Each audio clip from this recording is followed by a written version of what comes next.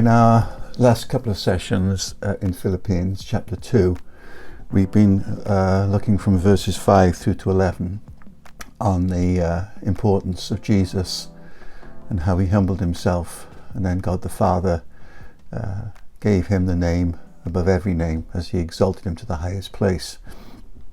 We won't go back over that again now, but we said last time we didn't cover one little phrase at the end of verse 11, which just says that every tongue should confess that Jesus Christ is Lord. Then it says this: to the glory of God the Father. Just a short phrase, but a highly significant one, because it gives us an insight into the Trinity. Now, we don't have time to talk about the Trinity in depth in these sessions, but it's worth noting as we go through, because this is such an important little phrase. It throws light as well on other New Testament passages. Let me just turn you to a couple. One's in 1 Corinthians chapter 11, and one is in 1 Corinthians chapter 15. So you might want to pause while you turn those up.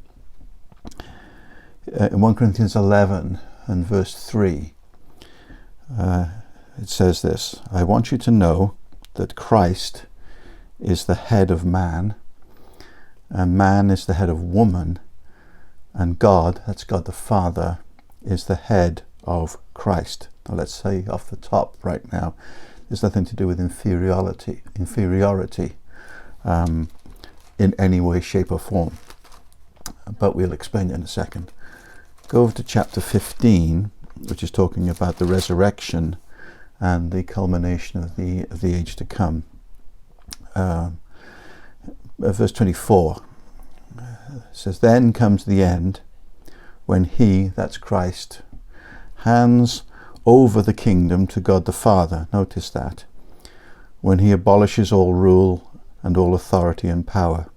For he, that's Jesus, must reign until he puts all his enemies under his feet.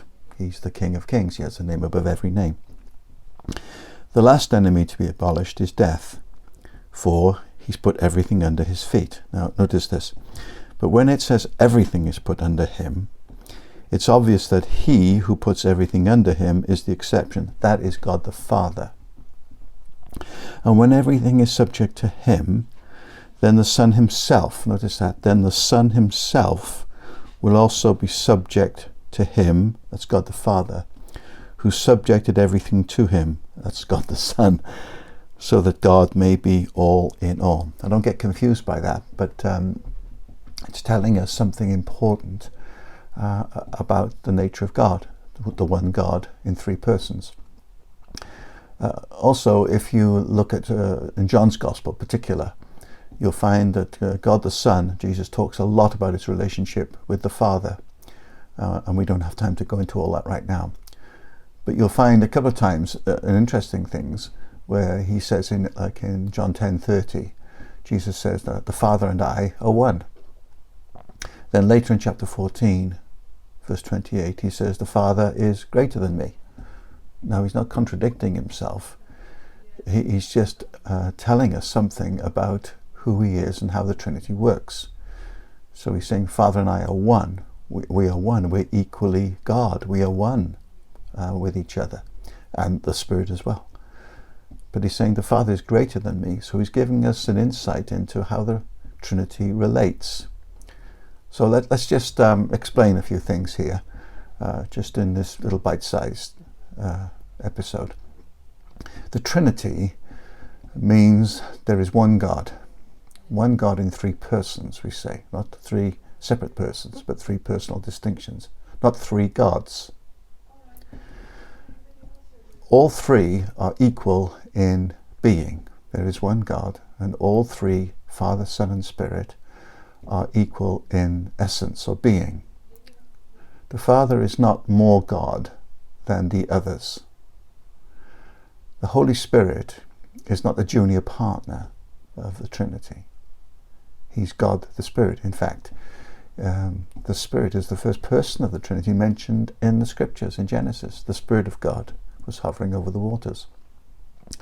So while the Trinity, they're all one in essence or in being, you do find, and these verses we've read today, there is an order in their relationship to one another that's mirrored in human relationships.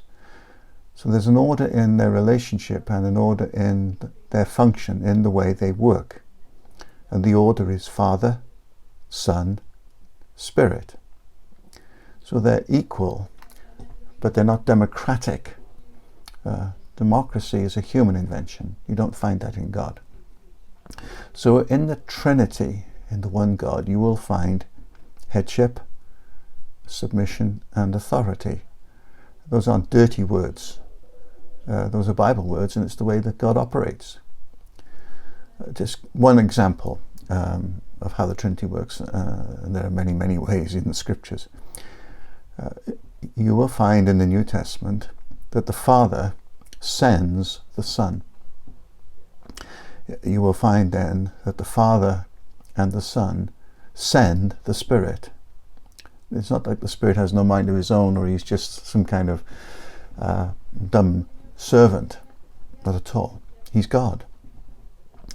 But you never find the Spirit sending the Father or the Son. You never find the Son sending the Father. Don't get confused by all that. That's why this little phrase, to the glory of God the Father, is quite important for us. Again, we're only skimming the surface today, so you might need to think and talk about this however you're studying these little passages. The Father is not the most important person in the Trinity. He's not the boss. That concept does not appear in God at all. The Son is not less important than the Father, or more important than the Spirit. And the poor old Spirit's not the one lagging behind. That's not the way the Trinity works. There is one God who is Father, Son, and Spirit, equal in being, equal in essence. But within the relationship of the Trinity, and within the way the Trinity operates, we do find what we call a priority of purpose. The priority of purpose, as we've seen here, is the will and the glory of the Father. And that's what Paul is saying. That's why Jesus is given the name above all names, to the glory of God the Father. Now, this is just a bite-sized introduction, if you like, to the Trinity. So there's lots for you to think about, maybe lots to talk about if you're studying this as a group. But don't be confused by that. But we've just emphasized this one little phrase because even though it's a small phrase, it's highly significant. So next time we'll move on, and I'll see you next time. Bye-bye.